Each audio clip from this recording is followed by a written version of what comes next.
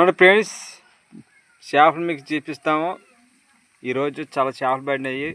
ఈరోజు మాకు చాలా సంతోషంగా ఆనందంగా ఉంది. ఎందుకంటే అసలు ఇప్పు కాలకపోతే అసలు ముయ్యబడలే పెద్ద దొరకవు. అవి కంపలాలు ఉంటాయి. అయినా సరే ఈరోజు మేము బండ్లలో వేసి పట్టాము. ఈరోజు చూపిస్తాను చూడండి.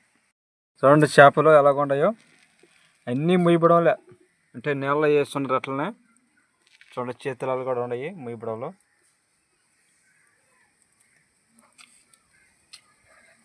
చూపించు. చూడండి ఫ్రెండ్స్, ఈరోజు మాత్రట్టుకో చాలా చేపలు పడినాయి. చాలా సంతోషము. ఈరోజు యాటశికారు బాగా జరిగింది.